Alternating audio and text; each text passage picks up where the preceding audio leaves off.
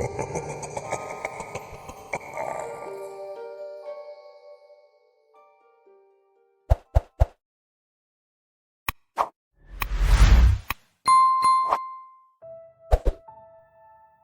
never thought I'd dread waking up, but here I am, eyes squeezed shut, praying that when I open them, I'll see something, anything different. My name is Marcus Thompson. I'm 32 years old, and I'm trapped in a nightmare I can't escape.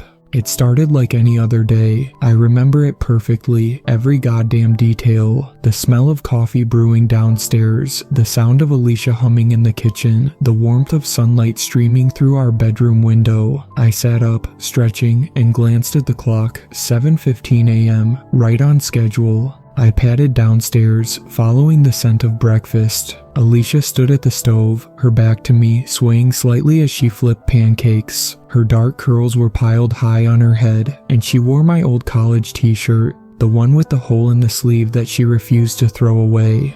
"Morning, beautiful," I said, wrapping my arms around her waist and planting a kiss on her neck. She laughed, leaning back into me. "Morning, sleepyhead. I was beginning to think you'd sleep through your alarm again." "Not a chance," I replied, reaching around her to snag a piece of bacon from the plate on the counter. "Can't be late today. Big presentation, remember?" Alicia swatted my hand playfully. "How could I forget? You've only been stressing about it for weeks." We ate breakfast together, chatting about our plans for the day. Alicia had a busy schedule at the elementary school where she taught 3rd grade. I had my presentation to the board, which could lead to a big promotion if it went well. As I finished my coffee, Alicia glanced at her watch. "Oh, I better get going. Parent-teacher conferences this afternoon, so I need to get there early to set up." She stood, grabbing her bag and car keys. I rose to walk her to the door, as I always did. "Knock 'em dead today, babe," she said, stretching up on her toes to kiss me goodbye. "You're gonna do great." "Thanks," I replied, squeezing her hand. "Have a good day, love you." "Love you too," she called over her shoulder as she headed for her car. I watched her pull out of the driveway, waving as she drove away. Then I went back inside to finish getting ready for work. The day passed in a blur of meetings and last-minute preparations. By the time my presentation rolled around at 3 p.m., I was running on pure adrenaline and caffeine. But it went well, better than I'd hoped actually. The board seemed impressed, and my boss even hinted at that promotion as we wrapped up.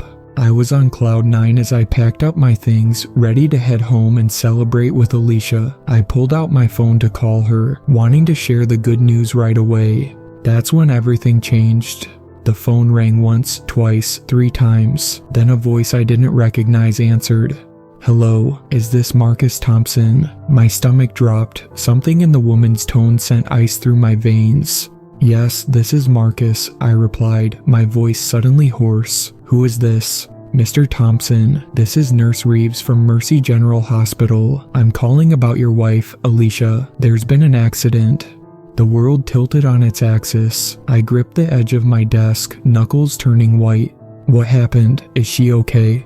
The pause before the nurse's response lasted an eternity. "I'm so sorry, Mr. Thompson. Your wife was brought in about an hour ago. There was a multi-car pileup on the highway. The doctors did everything they could, but I'm afraid Alicia didn't make it. I'm so sorry for your loss." The phone slipped from my hand, clattering to the floor. This couldn't be real. It had to be a mistake. I'd just seen Alicia this morning. We'd made plans for dinner. She was fine. She had to be fine. The next few hours passed in a haze. Somehow, I made it to the hospital. I remember the harsh fluorescent lights, the antiseptic smell, the pitying looks from the staff. And then, seeing her, lying there, so still, so unlike the vibrant woman I'd kissed goodbye that morning. I don't know how long I sat there, holding her hand, willing her to wake up, to smile at me one more time, to tell me this was all a cruel joke. But she didn't, and eventually a gentle-voiced doctor came to take me away, to discuss arrangements I couldn't begin to comprehend. I don't remember driving home. I don't remember climbing the stairs to our bedroom, our bed, where Alicia would never sleep again. I just remember collapsing onto the mattress, still in my suit, and praying that when I woke up, this would all be a terrible dream. Sleep came, eventually, a blessed escape from the crushing weight of grief. And then I opened my eyes. The smell of coffee drifted up from downstairs. Sunlight streamed through the bedroom window. For one blissful moment, I thought my prayer had been answered. Then I heard it, Alicia humming in the kitchen. I sat bolt upright, heart pounding. The clock on the nightstand read 7:15 a.m. Impossible. I scrambled out of bed, nearly falling in my haste to get downstairs. And there she was, Alicia, alive and well, standing at the stove in my old college t-shirt, flipping pancakes. "Morning, sleepyhead," she said, glancing over her shoulder with a smile. "I was beginning to think you'd sleep through your alarm again." I couldn't speak, couldn't breathe. This wasn't possible. "Marcus," Alicia's smile faded, replaced by concern. "Are you okay? You look like you've seen a ghost." I crossed the kitchen in 2 strides, pulling her into my arms so tightly she let out a surprised, "Oof." "Whoa, what's gotten into you?" She laughed, returning the hug. "Bad dream," I managed to choke out, burying my face in her hair, breathing in her familiar scent. "A really, really bad dream." Alicia pulled back, cupping my face in her hands. "Well, you're awake now, and everything's fine, okay?" I nodded, not trusting myself to speak, because suddenly I remembered. I'd lived this moment before, yesterday morning, the morning Alicia died. As we ate breakfast, my mind raced. Had it all been a dream, some kind of stress-induced hallucination? It had felt so real, so visceral. But here was Alicia, alive and well, talking about her parent-teacher conferences as if nothing had happened. I tried to shake off the lingering dread as Alicia gathered her things to leave. But as she reached for her car keys, panic seized me. "Wait," I blurted out, grabbing her wrist. Don't drive today, please." Alicia frowned, confused. "What? Why not?" I scrambled for an explanation that wouldn't make me sound insane. "I have a bad feeling. Can you carpool with someone? Or I could drive you." "Marcus, I can't just change my plans at the last minute. I need my car for errands after work, remember?" She studied my face, worry creasing her brow. "Are you sure you're okay? That must have been some nightmare." I forced a smile, trying to appear calm. "Yeah, sorry, I'm fine, just be careful, okay? I love you." "I love you too," she replied, still looking concerned. "Try not to stress too much about your presentation. You're going to do great." And then she was gone, just like before. I watched her pull out of the driveway, my heart in my throat. I spent the morning in a state of high anxiety, jumping every time my phone rang. But as the hours ticked by with no bad news, I started to relax. Maybe it really had just been a nightmare. My presentation went well, just as it had in my dream, memory. I wasn't sure what to call it anymore. As I packed up my things afterward, I decided to call Alicia just to put my mind at ease. The phone rang once, twice, 3 times. "Hello, is this Marcus Thompson?"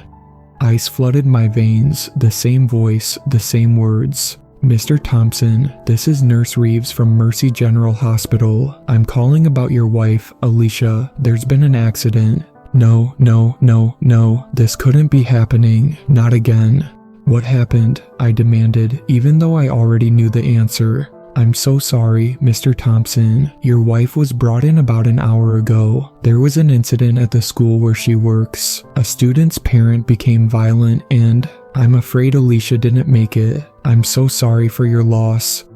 The phone slipped from my numb fingers. This wasn't real. It couldn't be real. But as I raced to the hospital, as I saw Alicia's still form once again, as I held her lifeless hand, I knew it was all too real. And I knew with a certainty that chilled me to my core that when I woke up tomorrow, it would all begin again. I don't know how many times I've lived this day now, 10, 50, 100. They've all blurred together in a nightmarish haze of grief and desperation.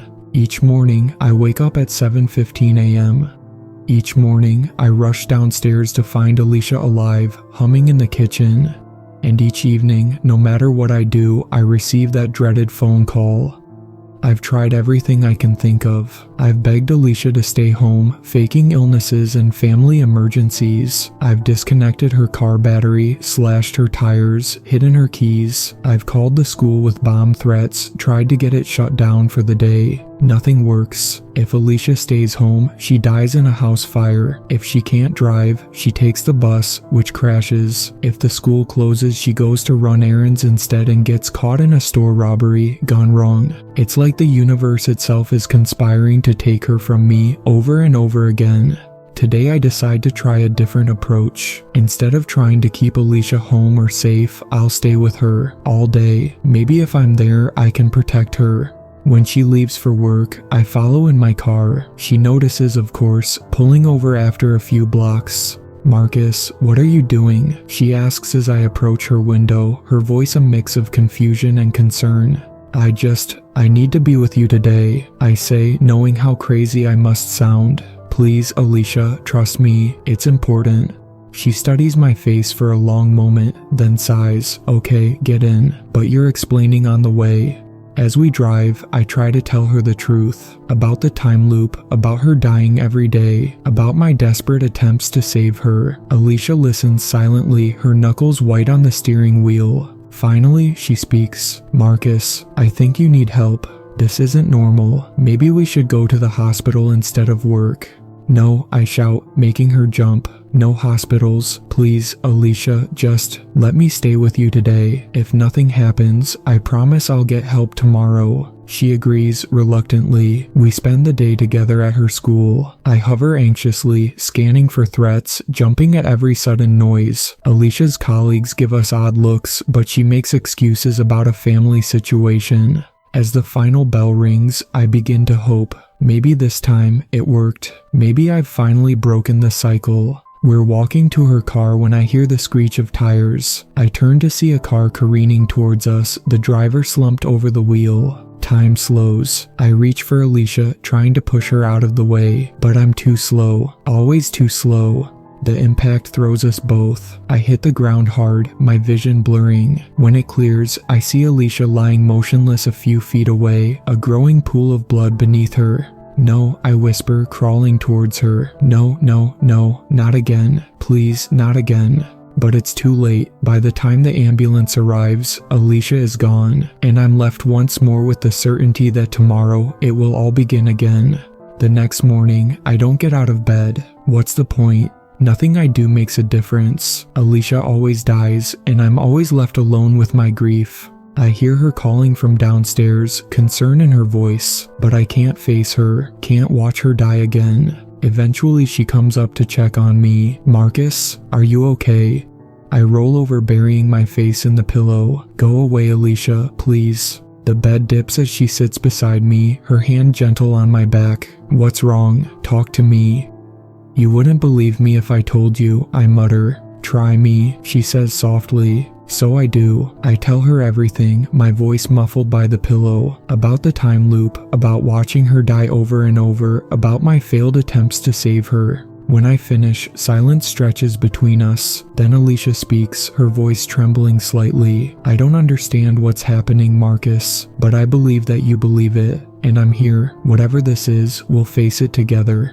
I roll over, meeting her eyes. The love and concern I see there breaks something inside me. I pull her into my arms, holding her tight as sobs rack my body.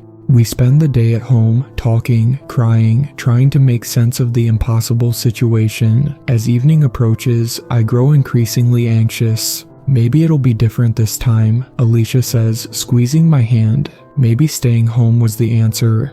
I want to believe her, but as the clock ticks towards the dreaded hour, a sense of inevitability settles over me. At 4:17 p.m., exactly when the call usually comes, there's a knock at the door instead. Alicia moves to answer it, but I hold her back. "No, let me." I open the door to find two solemn-faced police officers. "Mr. Thompson," one asks, "I'm afraid we have some bad news. There's been an accident." I don't hear the rest, because behind them, on the street, I see a familiar figure, a man in a dark suit, watching us. As our eyes meet, he smiles, a cold, cruel expression that chills me to my core. Then he turns and walks away, vanishing into thin air. I slam the door shut, my mind reeling. Who was that? What did it mean? But there's no time to ponder it, because Alicia is on the floor, clutching her chest, gasping for air. Heart attack. That's what the paramedics say when they arrive. Nothing anyone could have done. As I watch them take Alicia's body away, that strange man's smile haunts me. For the first time, I wonder if there's more to this nightmare than I realized. The next morning, I wake with a new determination. If I can't save Alicia, and God, it kills me to even think that, maybe I can at least find out why this is happening. I go through the motions of the morning, hugging Alicia extra tight before she leaves. Then I set out to find the man in the suit. I drive around town, watching for him. Hours pass with no sign. As 4:17 approaches, I find myself near the park where Alicia and I had our first date. And there he is, sitting on a bench, feeding pigeons. I approach cautiously, my heart pounding. "Who are you?" I demand. "Why are you doing this to me?" He looks up, that same cold smile on his face. "Ah, Marcus, I was wondering when you'd find me. You know my name."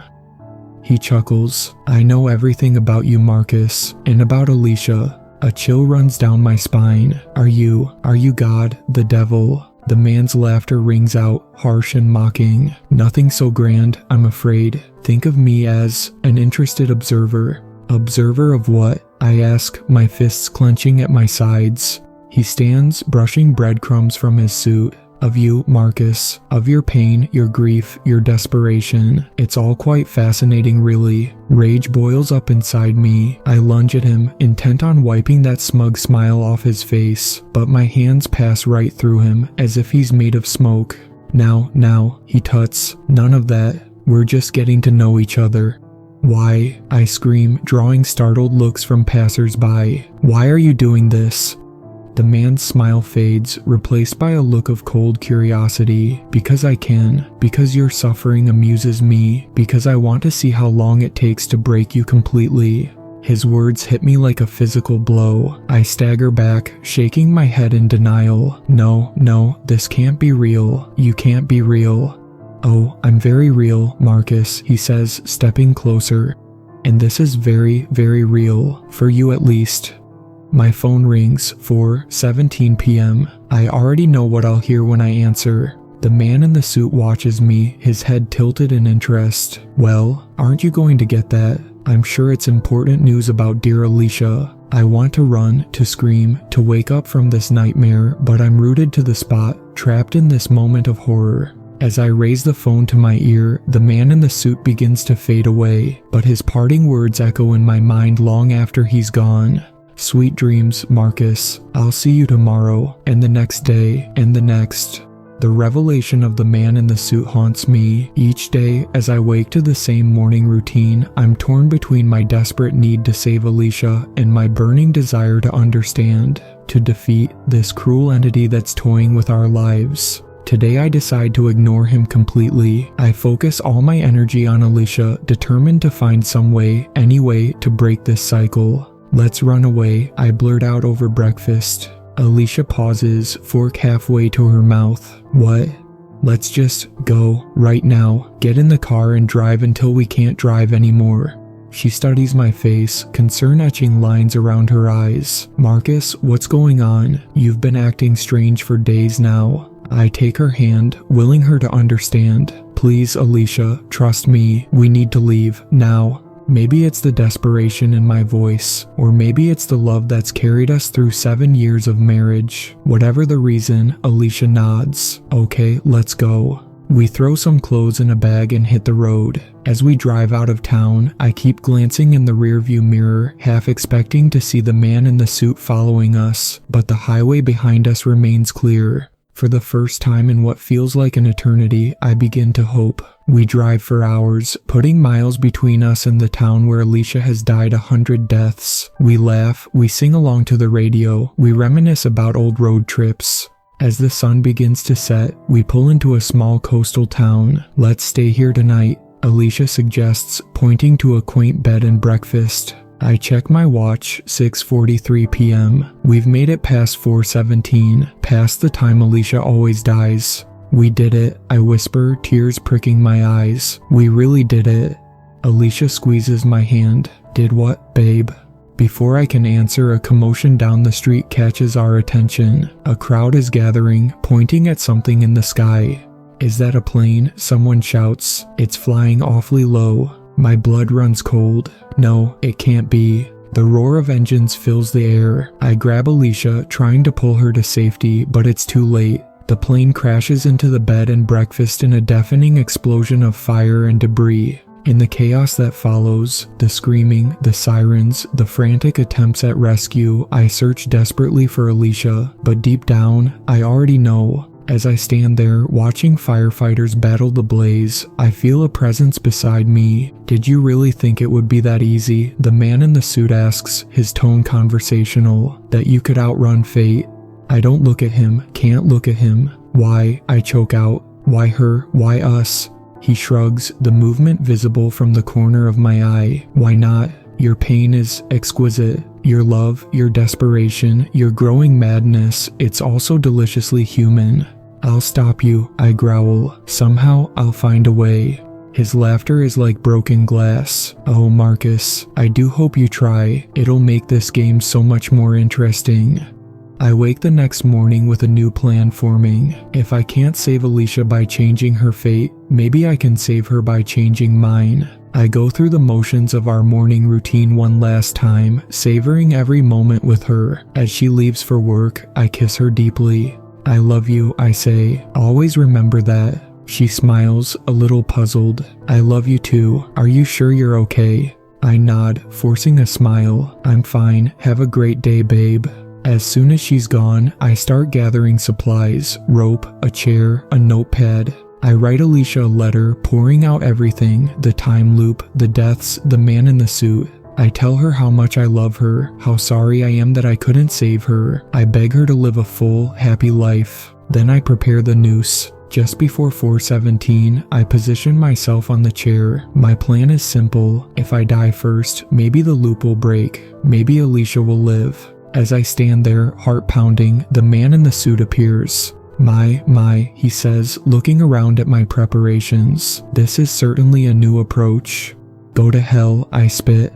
He smiles, cold and cruel. You first. I take a deep breath, close my eyes, and step off the chair. The rope pulls tight, and I wake up gasping, back in bed. 7:15 a.m., another failed attempt. But something's different this time. There's no smell of coffee, no sound of Alicia humming downstairs. I rush to the kitchen, my heart in my throat. It's empty, cold. Alicia, I call out, panic rising. Alicia, where are you? She's not here, Marcus, a familiar voice says behind me. I whirl to find the man in the suit lounging in our armchair, looking utterly at ease. What did you do? I demand. Where is she? He examines his nails, the picture of casual indifference. I didn't do anything, you did. What are you talking about? He sighs, as if explaining to a particularly slow child. You changed the rules, Marcus. You died first. So, now, she never existed. The world spins around me. I grab the counter to keep from falling. No, I whisper. No, bring her back, please. I can't bring back someone who was never born, he says, standing. But don't worry, I'm sure we can find new ways to continue our little game. As the truth of what I've done sinks in, I slide to the floor, a scream of anguish tearing from my throat. The man in the suit watches, a small, satisfied smile on his face. Well, he says, straightening his jacket, shall we begin again?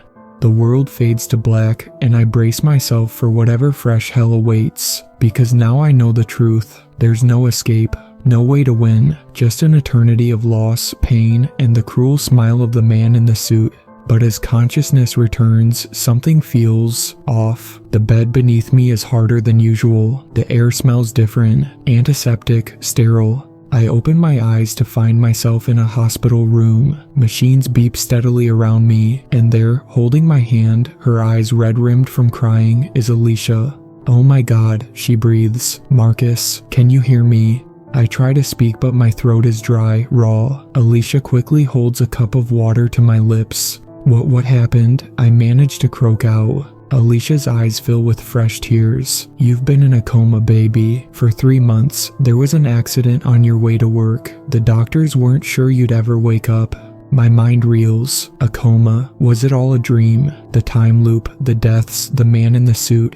As if summoned by my thoughts, I see a flicker of movement by the door. The man in the suit stands there, watching, but this time, his smile doesn't seem cruel. It's almost approving. He nods once, then vanishes. "Marcus," Alicia's voice pulls me back. "Are you okay? Should I call the doctor?" I look at her, really look at her, my beautiful, vibrant, alive wife. Whatever happened, whatever was real or not real, none of it matters now. "I'm okay," I say, squeezing her hand. "Everything's okay now." As Alicia calls for the doctor, I close my eyes, savoring the feeling of her hand in mine. I don't know if I've won, lost, or simply been released from some cosmic game, but I do know one thing. I'll never take a single moment with Alicia for granted again.